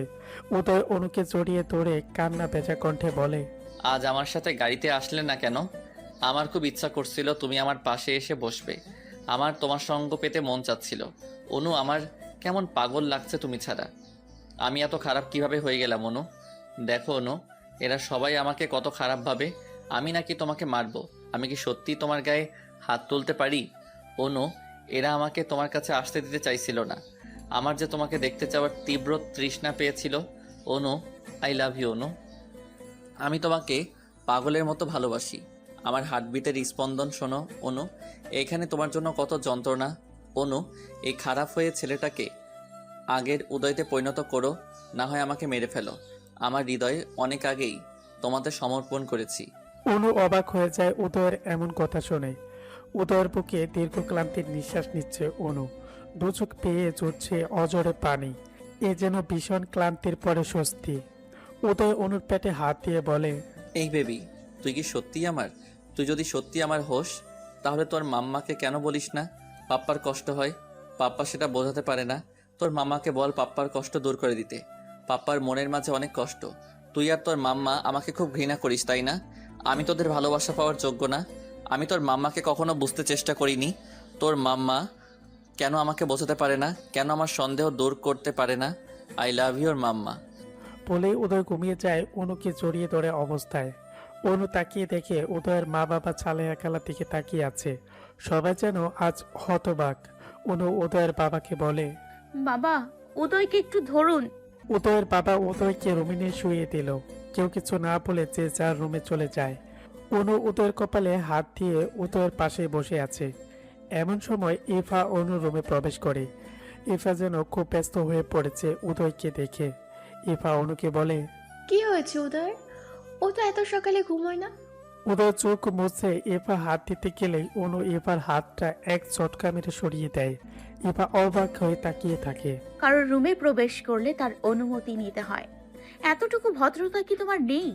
বিশেষ করে আমরা হাজবেন্ড ওয়াইফ আছি, সেখানে না বলে অসভ্যের মতো প্রবেশ করলে? প্রাইভেট প্লেসে এভাবে কেউ আসে? অনু, এভাবে কথা বলছো কেন? আমার যেটা ঠিক মনে হয়েছে সেটাই বলছি। আর একটা কথা, ইফা অনু কখনোই ভেজা বিড়াল ছিল না, না প্রতিবাদী মেয়ে ছিল। মাঝখানে আমার জীবনে ঘটে যাওয়া অপ্রত্যাশিত কিছু ঘটনা আমাকে নিশ্চুপ জগতে নিয়ে গেছিল। কিন্তু আমার সন্তান আমাকে আবার মনে করিয়ে দিয়েছে তার মা কোনো ভুল করেনি, তাই কোনো অন্যায় আবদারে আর চুপ করে থাকবে না। অনু, তুমি কি আমার উপরে রাগ করেছো? দেখো ইফা, তুমি আমার কাছে খুব বেশি ইম্পর্টেন্ট কেউ না যে তাই তোমার উপর রাগ করতে হবে। মানুষ যাকে ভালোবাসে তার উপর রাগ দেখায়। যেমন উদয় আমাকে ভালোবাসে তাই রাগ দেখায়। আমার বেবি আমাকে বুঝিয়েছে ওদের পাপ্পা ওদের মাম্মাকে প্রচন্ড ভালোবাসে বলে রাগ। উদয় তোমাকে ভালোবাসে অনু? হ্যাঁ ভালোবাসে, যেটা উদয় আজ নিজ মুখে বলেছে। তুমি এখন আসতে পারো ইফা। তোমার এখানে থাকাটা আমি পছন্দ করছি না। কিন্তু কেন অনু? আমি থাকতে আমার স্বামীর গায়ে হাত দিয়ে রাখার তুমি কে? আমার সামনে তুমি ওকে স্পর্শ করার সাহস কিভাবে পাও? তুমি কিন্তু আমায় অপমান করছো অনু। আমি কিন্তু এতদিন তোমার পাশে থেকে সাপোর্ট করেছি। তুমি আমাকে কতটা সাপোর্ট করেছো সেটা আলাদা করে না বললেও হবে। তিহানকে আমার ফোন থেকে ফোন দিয়ে আবার উদয়কে ডেকে এনে উদয়ের সামনে আমাকে খারাপ প্রমাণিত করে কি লাভটা হয়েছে শুনি? উদয় আমাকে একটু ভুল বুঝবে, কষ্ট দিয়েছে, এটাই তো চেয়েছিলে। কিন্তু সত্য দিনের আলোর মতো ইফা, একদিন তা প্রমাণিত হয়ই। এমন সময় উদয় অনু অনু করে ডাকতে থাকে। অনু ইফার দিকে তাকিয়ে বলে, প্লিজ গো ইফা, আমাদের একটু আলাদা টাইমের প্রয়োজন। ইফার রাগ আর অপমানে বাইরে বেরিয়ে আসে। অনু আসলে জানে না যে ইফা উদয়কে ভালোবাসে। এই বিষয়টা উদয় জানলেও কখনো সিরিয়াসলি নেয়নি। উদয় চোখ টিপ টিপ করে তাকিয়ে নেশা নেশা কণ্ঠে অনুর হাত টেনে উদয়ের পাশে শুইয়ে দেয়। উদয় অনুর চোখে মুখে বেশ কতগুলো চুমু দিতে থাকে। উদয় অনুকে বুকের সাথে নিয়ে সারা রাত নেশার ঘরে প্রলাপ বকতে বকতে ঘুমিয়ে যায়। আর অনু উদয়ের বলা আর করা সব কাজগুলো ফোনে ভিডিও করে রাখে। অনুকে বুকের সাথে জড়িয়ে ধরে গায়ের সাথে লেপটে নিয়ে শুয়ে আছে উদয়। উদয়ের লম্বা চুলগুলো উদয়ের চোখে মুখে পড়ে আছে। একদিন যে ছেলেটা খুব বেশি গোছানো ছিল, সে ছেলেটা আজ কতটা অগোছালো। সেদিন উদয় ভুল বুঝে অনেক বাজে ব্যবহার করেছিল, যার জন্য অনুর মনে প্রচন্ড অপমান টানা বেঁধেছে। অনু মনে মনে ঠিক করে নিয়েছে সে উদয়ের সাথে আলাদা থাকবে কিছুদিন। খুব পরে ব্যাগপত্র গুছিয়ে অনু বাড়ি ছেড়ে চলে যাওয়ার সিদ্ধান্ত নেয়। উদয়ের মা বাবা ছালেহা খালা সবাই আটকানোর চেষ্টা করলেও অনু কারো কথা শুনে না। সে আর উদয়ের সাথে থাকবেই না। যদিও উদয়ের মা বাবা খুব বেশি জোর করেনি, এই মুহূর্তে অনুকে আটকানো তাও দুই একবার বলেছে। সালেহা খালা উদয়কে এসে ডাকে। উদয় বাবা অনুমা বাড়ি ছেড়ে চলে যাচ্ছে। উদয়ের কানে কথাটা যেতেই ঘুম চোখে থেকে পালিয়ে গেল। উদয় চট করে বাইরে এসে দেখে অনুর হাতে ব্যাগ। মোটামুটি রেডি হয়েছে বাইরে যাওয়ার জন্য। উদয় অনুর সামনে মাথা নিচু করে বলে, অনু কোথায় চলে যাচ্ছ? এই নরক থেকে মুক্তি নিচ্ছি। বেবিটা ডেলিভারি হলেই ডিভোর্স পেপারটা পেয়ে যাবেন ডক্টর উদয়। ডিভোর্স কথাটা শোনার জন্য উদয় এই মুহূর্তে প্রস্তুত ছিল না মোটেও। উদয়ের বুকের পাঁজরে এক অস্থিরতা শুরু হলো। বুকে চিনচিন ব্যথা ও শুরু হয়। উদয় অনুকে আটকাবে, বাট কি বলে আটকাবে সেই অধিকারটাও এতদিনে হারিয়ে ফেলেছে উদয়। কি বা বলবে, কোন অধিকারে বলবে অনু থেকে যাও? শুধুমাত্র অনু বলে, এতদিন থেকেছে, অন্য কেউ হলে থাকতো না। কোথায় যাবে অনু? এখানে থেকে মার খেয়েছি বলে এটা ভাবার কারণ নেই যে আমার কোথাও যাবার জায়গা নেই। আমার মা বাবা কি মরে গিয়েছে উদয়, নাকি আমার ভাত কাপড় তারা দিতে পারবে না? আমার মা বাবাকে আমি কখনো বলিনি তোমার এই বাজে ব্যবহারগুলো। বললে ওনারা কষ্ট পাবেন তাই বলিনি। তোমার কোথাও যাওয়া হবে না অনু। অনু শোনো, তোমার সাথে আমার এমন কোনো রিলেশন নেই যার জন্য এখানে থাকতে হবে।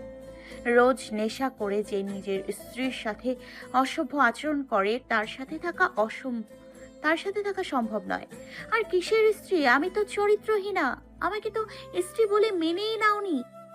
আমি নাকি টাকার জন্য বিয়ে করেছি। বলে 20 লাখ টাকা উদয়ের মুখের উপর ছুঁড়ে ফেলে অনু। এই নাও টাকা। মেয়েরা ডিভোর্স চায় টাকার জন্য, আর আমি তোমাকে টাকা দিয়ে গেলাম। আমি প্রমাণ করে দিলাম সব মেয়ে টাকার জন্য বিয়ে করে না, ভালোবাসারও পাগল হয়। ব্যাস উদয়, অনেক শুনেছি আমি।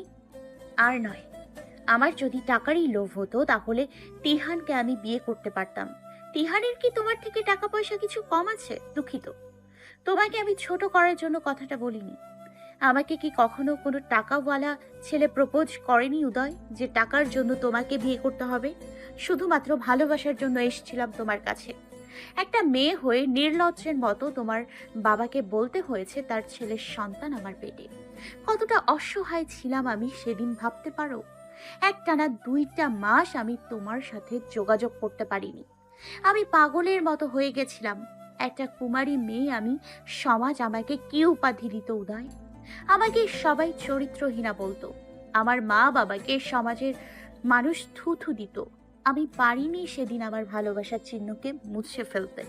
শুধুমাত্র তোমার অংশ আমার গর্ভে ধারণ করেছি বলে তোমার কাছ থেকেই বারবার চরিত্রহীনা কথাটা শুনেছি। দিনের পর দিন কি মানসিক যন্ত্রণা আমি সহ্য করেছি সেটা আমি ছাড়া কেউ জানে না। আমি তো চাইলেই পারতাম এই বাচ্চাকে মেরে ফেলতে, কিন্তু আমি পারিনি তোমার ভালোবাসার চিহ্নকে খুন করতে।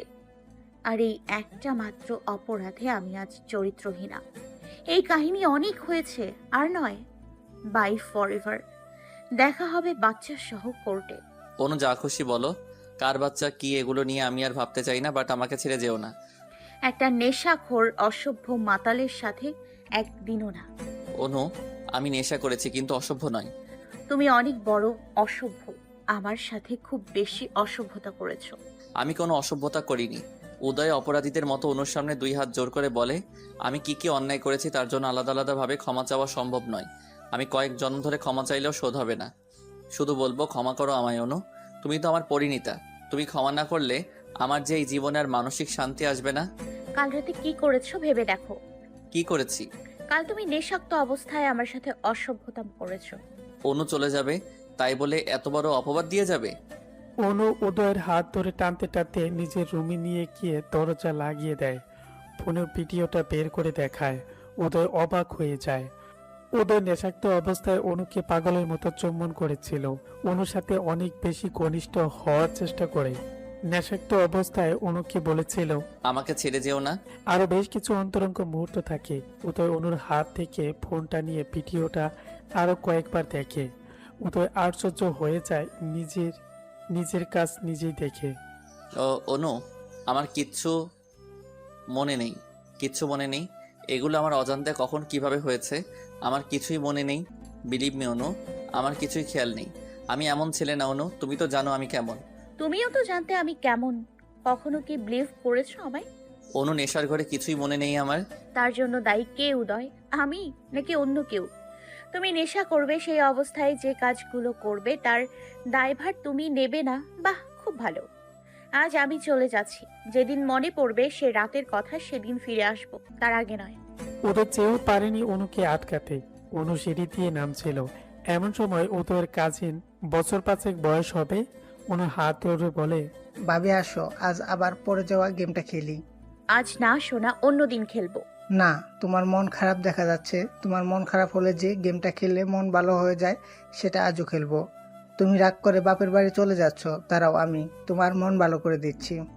উদয় দাঁড়িয়ে দেখছে। এমন সময় পুচকিটা একটা তেলের বোতল এনে সিঁড়িতে ছিটিয়ে দিয়ে বলে, এখন এর উপর দিয়ে হাঁটো। অনু অবাক হয়ে যায় পুচকিটার কথা শুনে। অনু বলে, এগুলো কি করছো পুচু সোনা? কে ভাবি, এটাই তো তোমার পছন্দের খেলা। বলেছে? এ বাপু বলেছে আমাকে।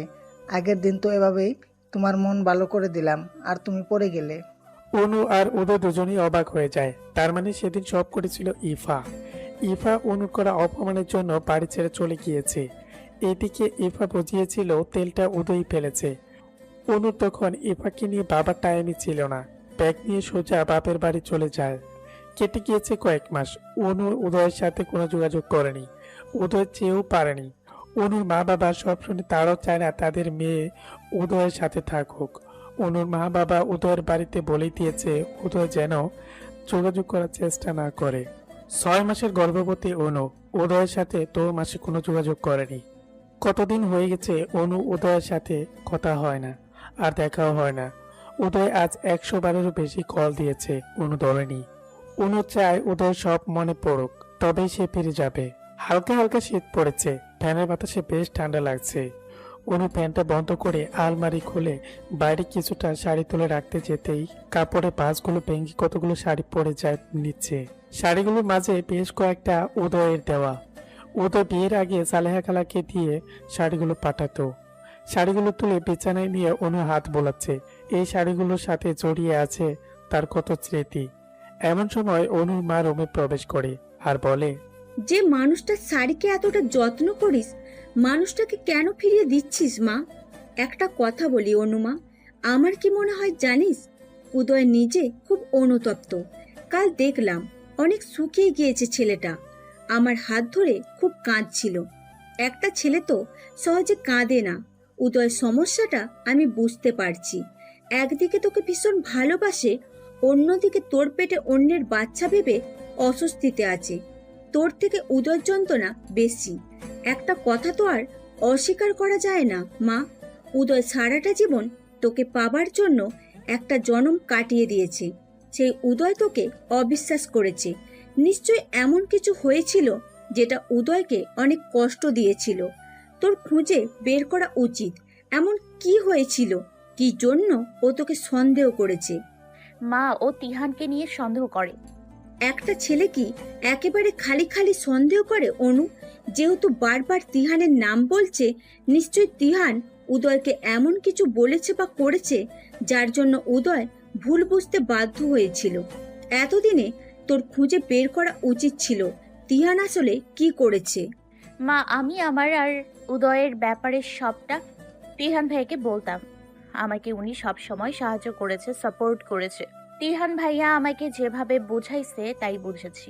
আমি সিয়ার থেকে সবটা জেনেছি। তিহানকে বিশ্বাস করাটা আমার ভুল হয়েছে, কিন্তু উদয়ের কি উচিত ছিল না একটা বার আমাকে বিশ্বাস করা? ও আমাকে এতটাই ভালোবাসতো যদি, তাহলে অন্তত একটা বার উচিত ছিল আমাকে সবটা খুলে বলা। মা অনু, তোর জীবন তুই ভেবে দেখ আর একবার। আমরা তোকে কোনো কিছু নিয়ে জোর করব না। এমন সময় সিয়া ফোন দেয় অনুকে। ফোন রিসিভ করতেই সিয়া বলে, উদয় অ্যাক্সিডেন্ট করেছে।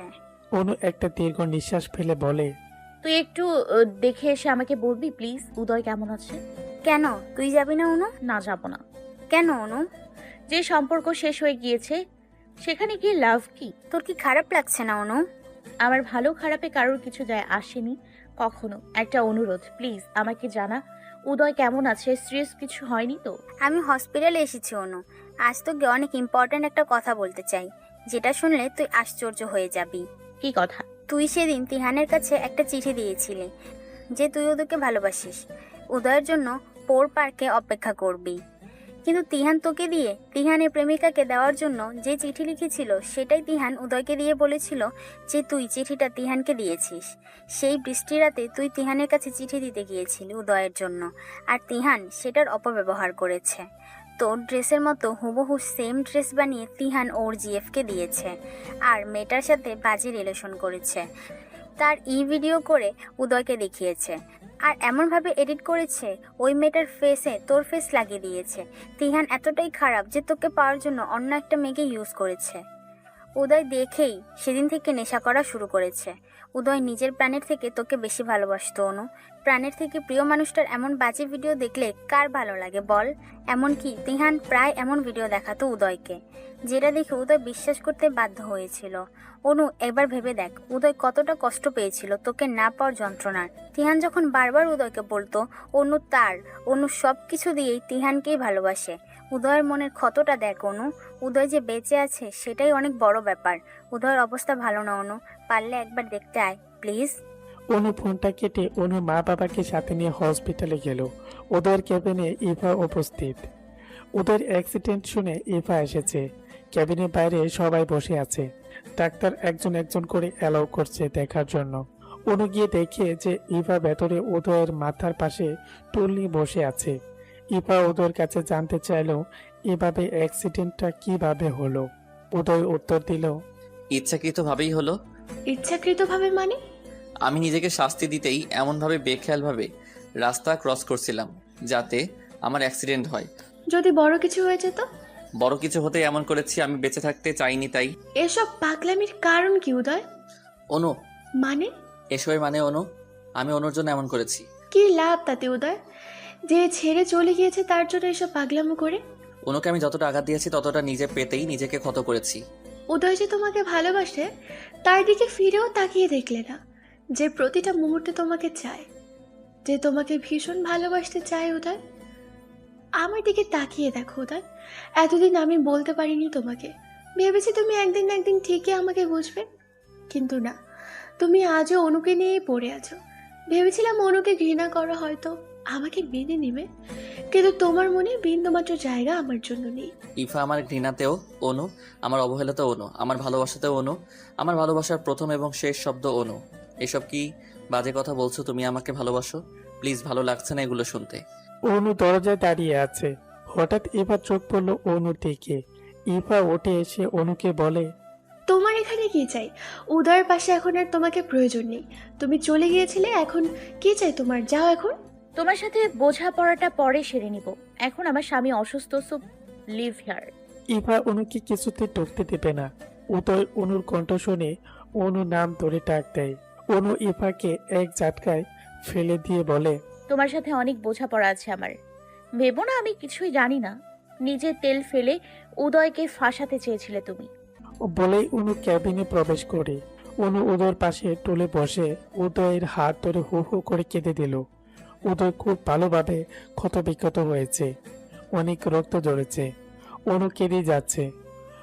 উদয় অনুকে বলে, এভাবে কাঁদছো কেন? আমার কিছুই হয়নি। তোমার শরীরে যতটা আঘাত আমি করেছি সে তুলনায় এটা কিছুই না। হসপিটালে উদয়ের হাত ধরে বসে আছে অনু। উদয়ের অ্যাক্সিডেন্টের কারণ জানতে চাইলে উদয় বলে সে অনুকে অনেক অত্যাচার করেছে, অনুকে আঘাত করেছে, ব্যথা দিয়েছে, যেটা উদয়কে মানসিকভাবে শান্তি দিচ্ছিল না। অনুকে দেওয়া আঘাত নিজে নিতেই উদয় অ্যাক্সিডেন্ট করেছে। উদয়ের মুখ থেকে এই কথা শুনে অনু আরো ভেঙে পড়েছে।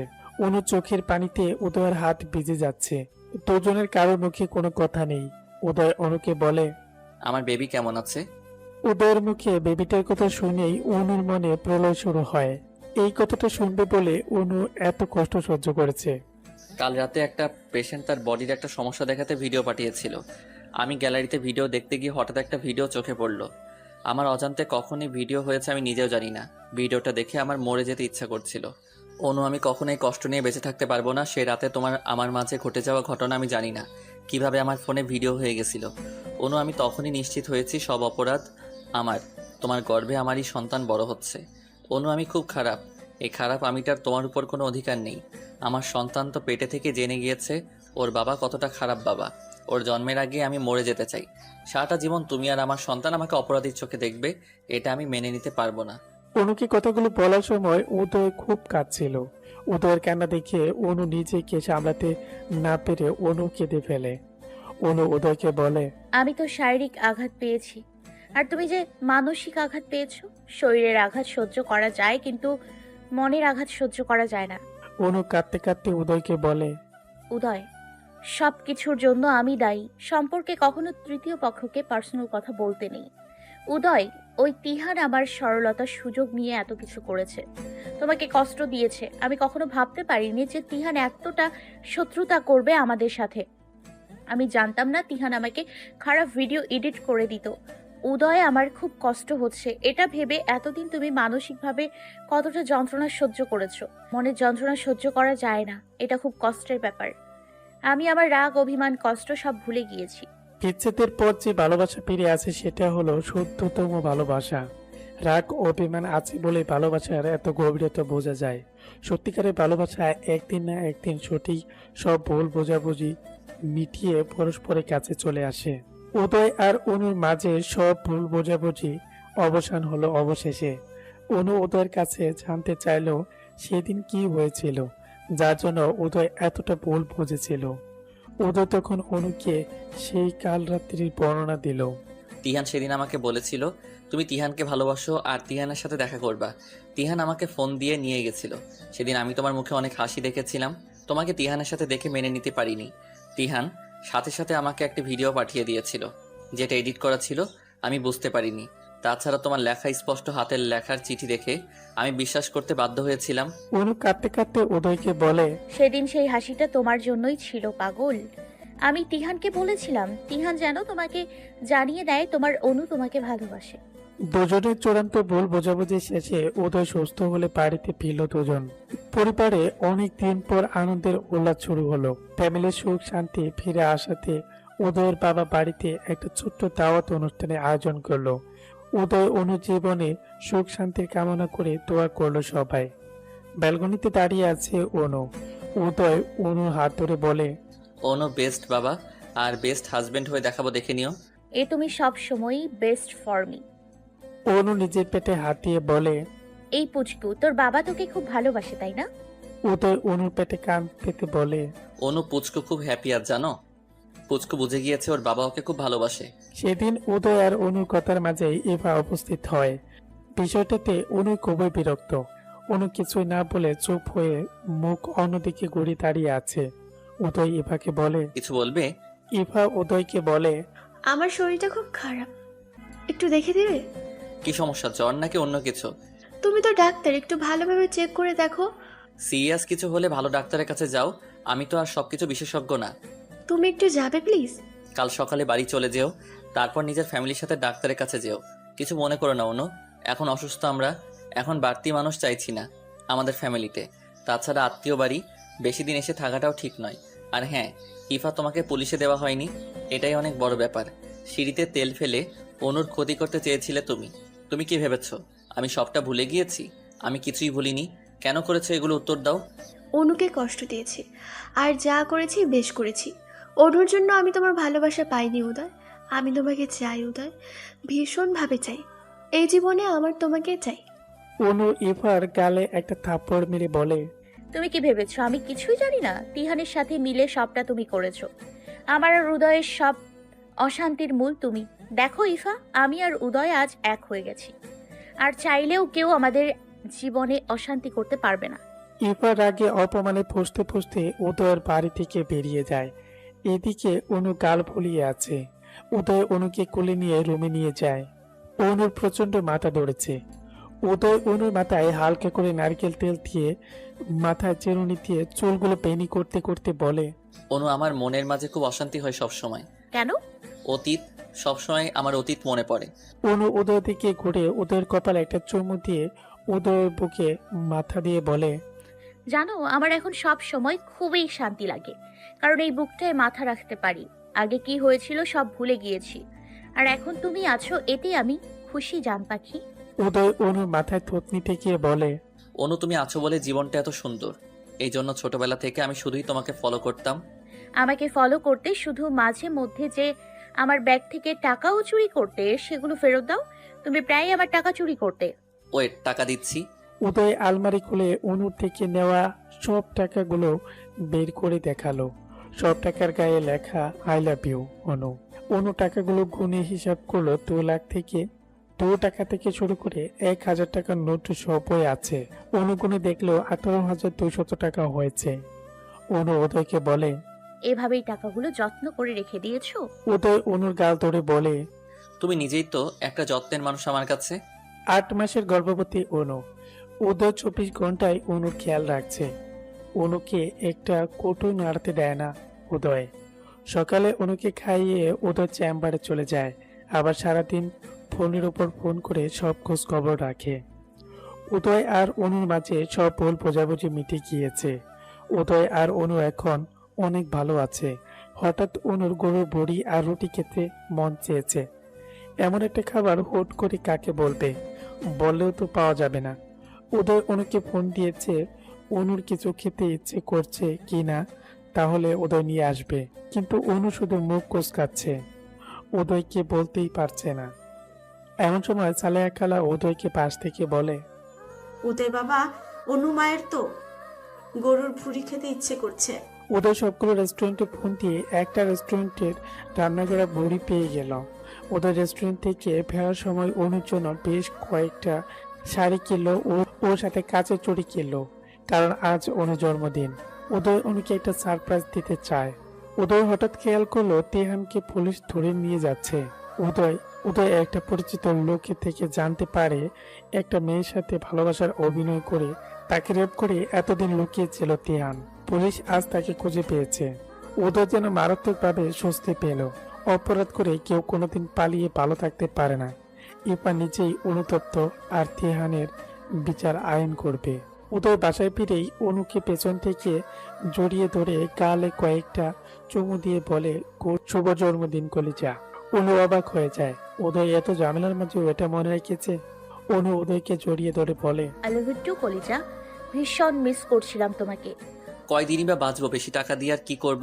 ডিউটি কমিয়ে দিয়ে তোমাকে টাইম দিব। অনেক টাকা জমিয়ে রেখে মারা গিয়ে লাভ কি?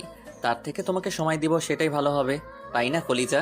উদয়, অনেকটা ভুল বোঝাবুঝির পরে আমরা এক হয়েছি, বাকিটা জীবন এভাবেই তোমার হাত ধরেই কাটিয়ে দিতে চাই। উদয় অনুর পায়ের কাছে হাঁটু কেড়ে বসে বলে, অনু, আমি অনেক ভাগ্যবান। আমার সব দোষ ত্রুটি ক্ষমা করে দিয়ে এই অধমকে তোমার জীবনে জায়গা দিয়েছো। তোমাকে পেয়েছি আমি অনেক ভাগ্যবান, তাই সারাটি জীবন এভাবে পাশে থেকো। অনুর পেটে একটা চুমু দিয়ে বলে, আমার বেবিকে আমার কোলে তুলে দাও অনু। একটা মানুষের জীবন অপূর্ণ বেবি ছাড়া। তুমি আমার কাছে আল্লাহর দেওয়া বেস্ট গিফট, আর তুমি বেস্ট বলেই তোমার মতোই বেস্ট গিফট আমাকে দিতে চলেছ। আমার জীবনের সবটুকু সুখ দিয়ে আমি তোমাদের সুখী রাখবো অনু। আমি তোমার জন্য ছোট্ট একটা ড্রিম হাউস বানাবো অনু, যেখানে তুমি, আমি আর আমার ফিউচার থাকবে। আমার আর কিছুই লাগবে না, এই তুমিটা থাকলেই হবে। উদয় রাত 12টা বাজতে ইয়াবড় একটা কেক নিয়ে হাজির হলো। নিজের ফ্যামিলির সাথেই অনুর জন্মদিন সেলিব্রেট করলো। পরের দিন উদয় নিজ হাতে অনুকে একটা লাল শাড়ি পরিয়ে দিল বাঙালির মতো। হঠাৎ অনু শাস্তি মন চেয়েছে। অনুর ইচ্ছে পূরণ করতেই উদয় অনুকে নিজের মনের মতো করে সাজিয়ে দিল। অনুর লিভার পেইনের এখনো দেরি আছে, মাত্র 8.5 মাস চলছে।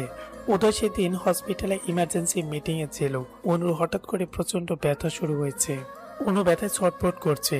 উদয়কে ফোন দিয়ে জানাতেই উদয় ভয় লেগে যায়। এত দ্রুত কিভাবে সম্ভব? এখনো তো ডেট হয়নি। উদয় গাইনি ডাক্তারকে বিষয়টা জানালে গাইনি ডাক্তার বলে, মিসক্যারেজের ভয় আছে। এমন টাইমে খিঁচুনি হয়ে মা বাচ্চা উভয়ই মারা যায়। উদয় কথাটা শুনে মারাত্মক ভয় পেয়ে যায়। বাড়িতে দ্রুত অ্যাম্বুলেন্স পাঠিয়ে দিল। অনুকে হসপিটালে আনা হলো দ্রুত।